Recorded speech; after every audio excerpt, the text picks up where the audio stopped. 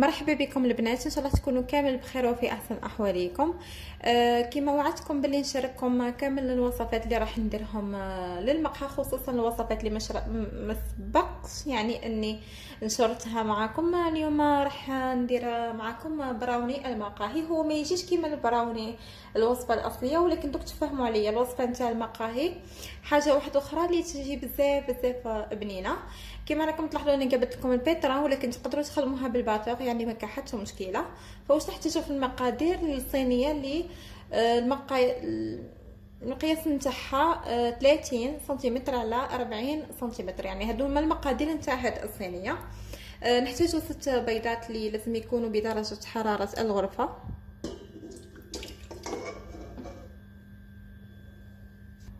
رشه نتاع ملح، وراح نضيفوا 400 غرام نتاع سكر. دوك نقول لكم شحال تعادل بالكاس. اذا 400 غرام نتاع سكر بهذا الكاس اللي راهو متوفر في اي منزل تجي 2 كيسان. والسكر حرشه.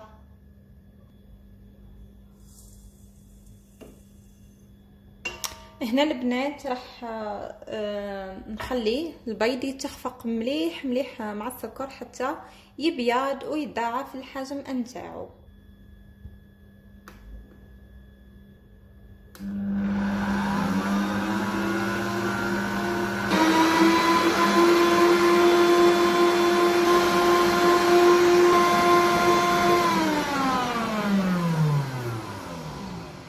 هنا بعد ما خفقت مليح جيدا هذاك البيض وتفتح اللون نتاعو مع السكر، لانه واش ندير راح نضيف 500 غرام زبده. هذه الزبده نكونوا ذوبناها وخليناها تاخذ درجه حراره الغرفه. نكملوا نخفقوه مليح حتى تنسجم او تدخل الزبده مليح في الخليط.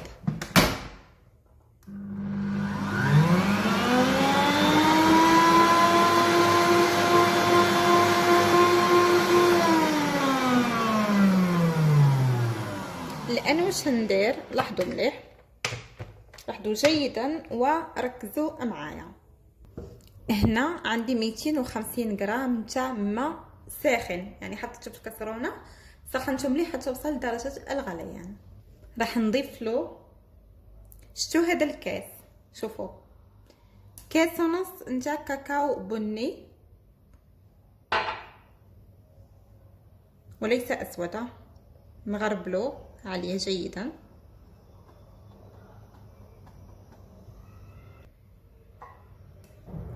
نزيد نص كاس ثاني. المره هذه حبيت نخدم لكم بالجرام، باكي كاكاو ما وزنتوش، ولكن حبيت نخدم لكم شويه بالجرام شويه بالكيسان. اذا مش ندير نخلط الكاكاو مليح مع هذاك الماء.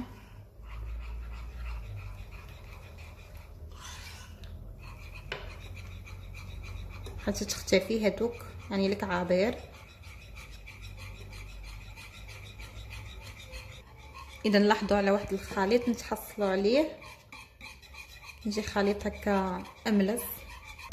راح نضيفوا الخليط هذا نتاع البيض ونرجع نخفقه. هو المفروض نحط البيترا يعني يخفق ونضيف، ولكن باش تشوفوا برك مليح باش ما نجيناش لما نضيفوا الخليط.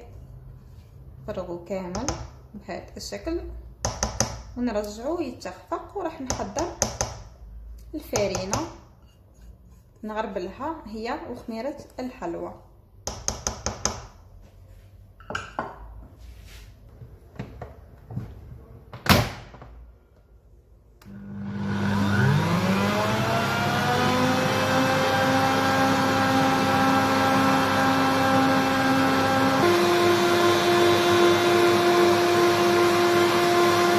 اذا لاحظوا البنات، جبت صفايه وغربلت 650 غرام نتاع فارينه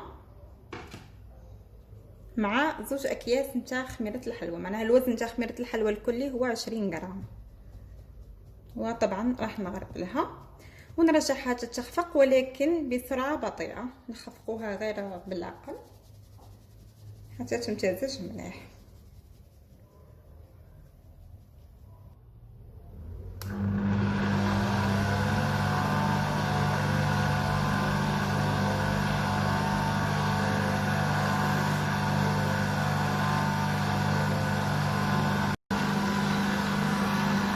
كما شفتوا البنات نخلوها تتخلط بهذا الشكل على اقل من مهلها. ها هي الصينيه اللي كنت قلت لكم عليها، دهنتها بزبده وغبرتها بالفارينه، وراح نفرغ فيها الخليط نتاعي بهذا الشكل.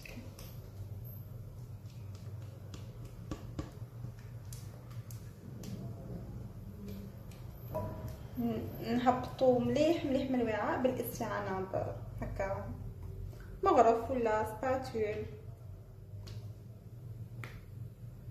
لانه قطره من هذا الخليط راهو في الفايده نتاعكم فما يجيش هابط.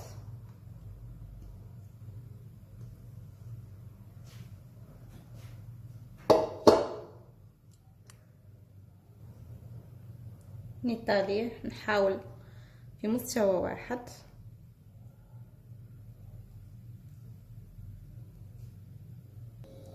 نخبط الصينيه مليح باش يتوزع الخليط بشكل متساوي.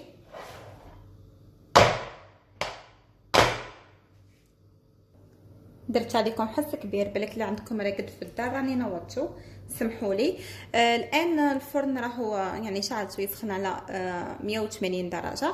راح ندخلها، يعني راح ندخل هذا البلاطو باش الطيب ونعطيه الوقت الكافي. بطبيعه الحال ديما نقول لكم اول هذيك ربع ساعه 20 دقيقه ما نفتحوش البلاطو. لما تبداو تشوفوه باللي هكا حكم روحو ونشف راح نجبدو اوتوماتيكمون نفيريكوه بكوردون. كي لقاوه باللي طاب خلاص نطفيو عليه. هنايا ما نقدرش نعطيكم المده اكزاكت شحال يستغرق لانه كل وحده الفوق نتاعها ودرجه السخونيه نتاعو. اذا انا هنا راح ندخلها الطيب ونرجع لكم.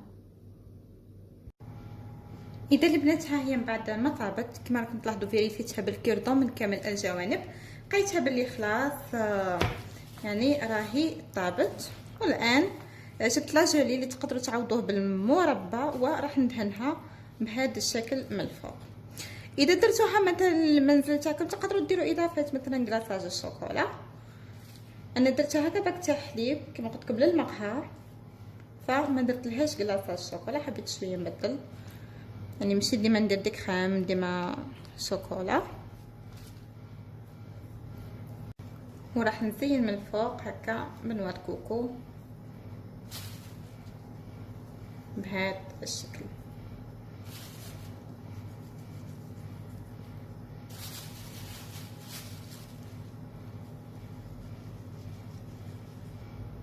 اذا لاحظوا تجي فيها واحد هكا تراوة، يعني بفعل هذيك الزبده اللي حطينا. اما كيفاش نقسموها فراح نقسموها فقط في البلاطو، يعني نديرها هكا نقسمها كاريات، ويعني كي يجيو يستهلكوها كل واحد يعني يهز كاريه هكا بسباتول ولا راكليت ولا واش كاين. راح نقسمها معاكم. اذا نسي كيفاش نديرهم حبيت يكونوا بالطول. اذا لاحظتوا كيفاش كي دخلت فيهم يعني الموز كيفاش جايه رطبه وطريه. نقص اعمده هكا طوليا بعد نبدا نقص بالعرض.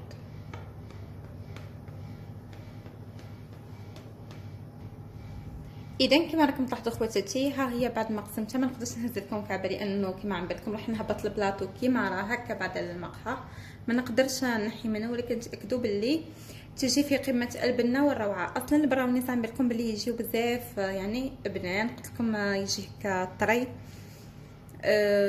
سارد يعني بلا ما نديرلو شربات بلا ما نديرلو والو. برك فيما يخص السعر، هو السعر تاعها المناسب هو 40 دينار جزائري للحبه لما يكون السعر مباشر يعني منك للزبون. اما اذا كنت مثلا بار اكزومبل تبيعوا المقهى وهو المقهى يزيد يعاود يبيع فهنايا ما تديوش اقل من 30 دينار جزائري. وهذه هي هذا هو يعني المعلومات اللي عندي اللي نقدر نفيدكم بها. وان شاء الله تكونوا استفدتوا من الفيديو. جربتوا الوصفه، تقدروا تجربوها بمقادير قليله يعني للمنزل ليكم. ديروها ب3 بيضات، تقسموا باك المقادير على 2 وصيبو. هذه هي. التزيين يبقى اختياري. اذا نلتقي في فيديو لاحق. دمتم في رعايه الله وحفظه، والسلام عليكم ورحمه الله تعالى وبركاته.